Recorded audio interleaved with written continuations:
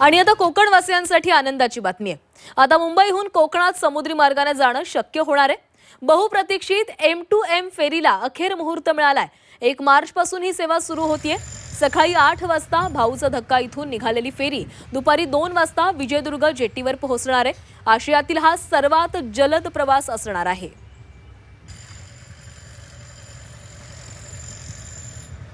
आणि याचा आढावा घेतलाय आमचे प्रतिनिधी उमेश परब यांनी। समुद्री मार्गे आपल्या मुंबईवरून कोकणात येण्याची जी प्रतीक्षा होती कोकणवासियांची ती आता पूर्ण होते।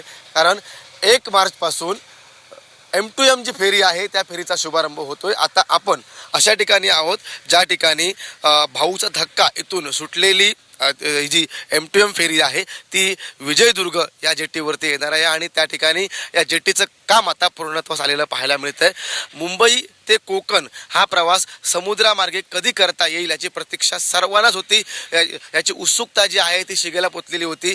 गणेशोत्सवाच्या दरम्यान या ठिकाणी खरं तर या सेवेचा शुभारंभ होणार होता, मात्र काही तांत्रिक कारणांमुळे हा शुभारंभ पुढे ढकलण्यात आला आणि आता होळीच्या शुभमुहूर्तावरती अगदी होळीच्या पूर्वसंध्येला जो मुंबई स्थित कोकणवासी आहे, चाकरमानी आहे, तो आता समुद्री मार्गानं अगदी थेट आपल्या घरी म्हणजे कोकणामध्ये येणार आहे। M2M फेरी या रोरो सेवेच्या माध्यमातून जे कोकणवासी आहेत ते आठवड्यातनं 2 वेळा या ठिकाणी प्रवास करू शकतात। कारण ही दर बुधवारी मुंबईवरून निघणार आहे। अगदी सकाळी 8 वाजता त्या ठिकाणी भाऊची धक्का या ठिकाणी ही जी फेरी आहे ती निघणार आहे। तर गुरुवारी विजयदुर्ग येथून 12 वाजता निघणार आहे। त्यासोबतच शनिवार आणि रविवार अशा या ठिकाणी या बोटीच्या फेऱ्या होणार आहेत आणि त्यामुळे संपूर्ण कोकणवासियांच्या चेहऱ्यावरती जो आहे तो आनंद आपल्याला पाहायला मिळतोय। उमेश परब, झी मीडिया, सिंधुदुर्ग।